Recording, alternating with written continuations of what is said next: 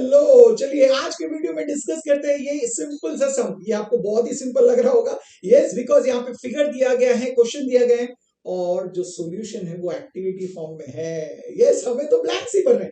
But अगर यही सम without activity आए तो भी हमें ये स्टेप्स खुद ब खुद सोचने होना चाहिए और हमें लिखने होना चाहिए। तो ये कैसे होगा ये भी तो हमें समझना है। तो स्टेप्स समझेंगे और लिखेंगे। ओके, तो चलिए सबसे पहले क्वेश्चन देख लेते हैं। क्वेश्चन में क्या दिया है? दिया गया in triangle P Q R, इस ट्राइंगल में segment PM is a median. Segment PM median है। मीडियन है माने पी वर्टेक्स से वहां से हमने मीडियन ड्रॉ किया है। दैट मींस एम जो है उसके ऑपोजिट साइड, पी के ऑपोजिट साइड क्यू आर का मिड पॉइंट है। दैट मींस क्यू एम और एम आर इक्वल है। ये दिया गया है bisectors of angle PMQ and angle PMR। Okay, angle PMQ का बाइसेक्टर दिया है। देखिए, यस, ये दोनों इक्वल है ना। और एंगल PMR का बाइसेक्टर दिया गया है।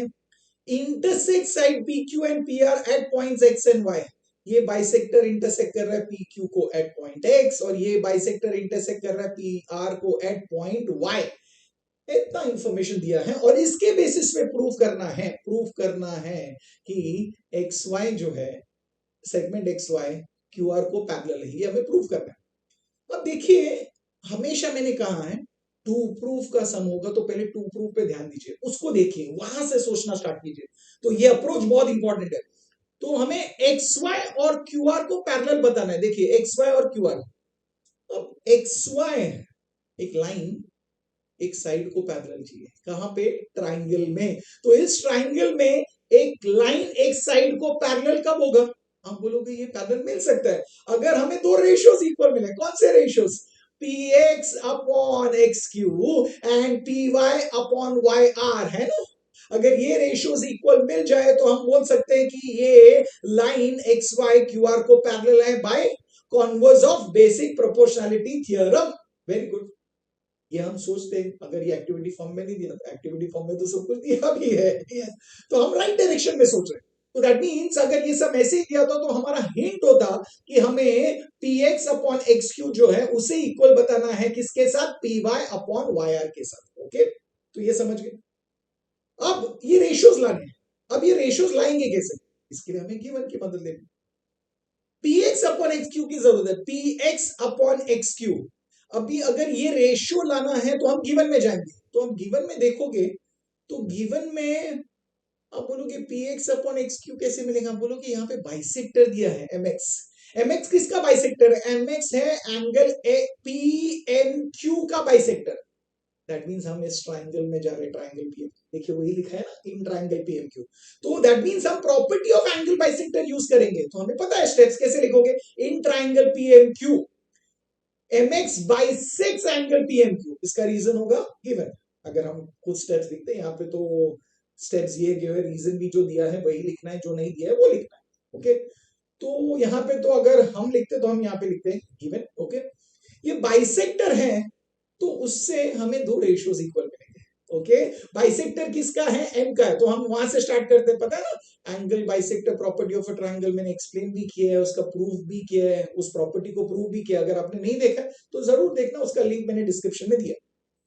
तो वहां से आप कैसे स्टार्ट करते हो? अगर हम रेशियो पीएम अपॉन एमक्यू लेते हैं तो दूसरा रेशियो क्या आएगा? px upon X Q. तो अगर हम ये लेते हैं, राइट, पीएम लिए या एमपी लीजिए, तो MP upon MQ is equal to px upon X Q, ऐसा लिखेंगे ना। और देखिए हमें हिंट तो एक्टिविटी फॉर्म में ऑलरेडी मिल भी रहा है, एमपी अपॉन एमक्यू दिया भी गया है।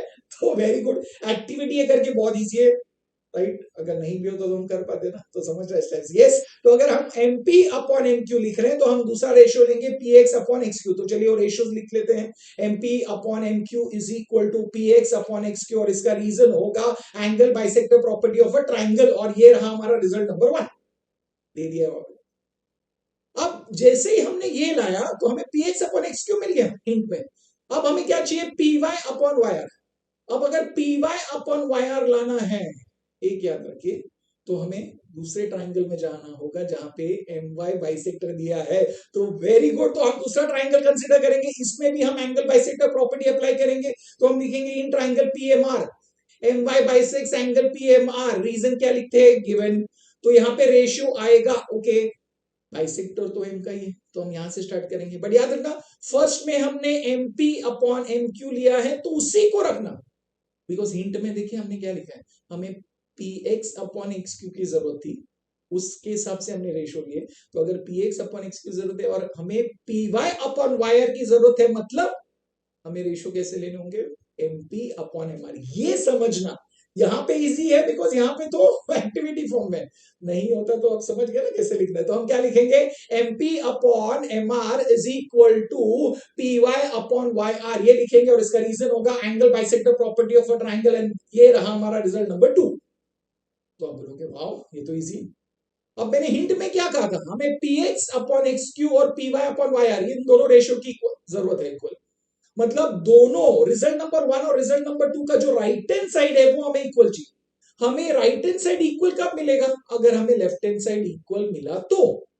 अब लेफ्ट हैंड साइड पे ध्यान दीजिए, लेफ्ट हैंड साइड का जो रेशियो है एमपी अपॉन एमक्यू है, और दूसरे में है एमपी अपॉन एमआर। अब बोलोगे दोनों के न्यूमरेटर तो सेम है, एमपी एमपी, सिर्फ डिनोमिनेटर सेम नहीं है। डिनोमिनेटर देखिए क्या है, MQ and MR. M Q and M R, इसके बारे में हमें कुछ पता है, तो आप बोलोगे ये तो इक्वल है क्यों इक्वल है, बिकॉज पीएम मीडियन है।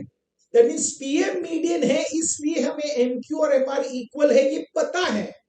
दैट मींस दोनों के डिनोमिनेटर भी सेम है। दैट मींस हम ये बोल रहे हैं कि left hand side of result number 1 और left hand side of result number 2 ये दोनों एक्चुअली इक्वल है। तो हम नेक्स्ट स्टेप में उसे इक्वल लिख देंगे। ये इक्वल क्यों है, बिकॉज पीएम मीडियन है। Very good, super. तो अब मिल गया ना। तो अब आप बोलोगे अगर हम खुद लिखते हैं तो हम इसे मार्क करते हैं रिजल्ट नंबर 3। यहाँ पे तो एक्टिविटी में नहीं दिया है, तो जैसे दिया है वैसे लिखना है, ओके, बिकॉज जो ब्लैंक से हमें सिर्फ वही फिल कर। बट अगर खुद लिखते हैं हम तो इसे लिखते हैं रिजल्ट नंबर 3। और अब क्या मिला, रिजल्ट नंबर 3 से हमें यह पता चला कि दोनों के लेफ्ट हैंड साइड सेम है, तो क्या हम राइट हैंड साइड को इक्वल लिख सकते हैं, लिख सकते हैं। और हम राइट हैंड साइड को इक्वल लिखेंगे, दैट मींस हम P X upon X Q is equal to P Y upon Y R, ये लिख देंगे। और ये लिख देंगे, इसका मतलब ये हो गया कि हमें देखिए क्या मिल गया, हमें ये मिल गया है। दैट मींस हमें राइट हैंड साइड इक्वल मिल गया है। मतलब हमें जो रेशियोज की जरूरत थी, P X upon X Q और P Y upon Y R, ये इक्वल मिल गया है। कहां से मिला, यहाँ पे तो लिखने की जरूरत नहीं, बिकॉज नहीं पूछा गया एक्टिविटी में। बट अगर हम खुद लिखते तो हम क्या लिखते, फ्रॉम 1 2 एंड 3, इसे हम 3 मार्क करते हैं। तो इन तीनों में से हमें वो मिला है। और उसके बाद हम लिखते हैं अगर ये रेशियोज इक्वल है, दैट मींस हम लिख सकते हैं कि ये जो लाइन है एक्स वाई वो क्यू आर को पैरेलल है। और वो लिखा गया यहाँ पे, उसका रीजन होगा converse of basic proportionality theorem. अब जैसे ये एक्टिविटी था हमने इसे फिल कर दिया। बट इसमें अगर एक्टिविटी नहीं होता तो जैसे मैंने कहा हम इसे स्टेटमेंट नंबर 3 मार्क करते हैं और इसका रीजन लिखते हैं फ्रॉम 1 2 एंड 3। ये बहुत जरूरी है। और एक चीज बहुत इंपॉर्टेंट है, ये याद रखें कि यहां पे हमने जब इस रेशियोज को इक्वल लिखा और बोला कि ये लाइन इसको पैरेलल है, ये कौन से ट्राइंगल में हुआ है, in triangle P Q R. That means हम इस रेशियो से पहले एक स्टेप लिख देते हैं यहाँ पे, in triangle P Q R, इस ट्राइंगल में हमें ये रेशियोज इक्वल मिले हैं, इसलिए ये लाइन क्यू आर को पैरेलल है। ये भी लिखना जरूरी है।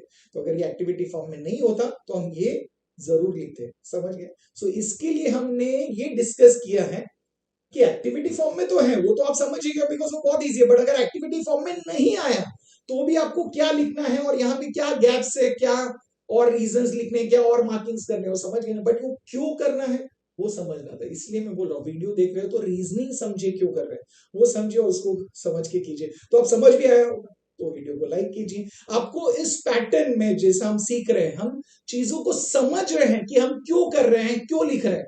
तो ये जो पैटर्न है आपको अगर समझ में आ रहा है और इजी भी लग रहा है, अच्छा भी लग रहा है, तो चैनल को सब्सक्राइब कीजिए और आपके फ्रेंड्स के साथ शेयर कीजिए, सो दैट उनको भी ये पसंद आए और उनको भी इसका लाभ हो। और मैं आपको मिलूंगा नेक्स्ट वीडियो में और एक बेहतरीन सम के साथ। Till then keep learning, keep smiling and keep sharing.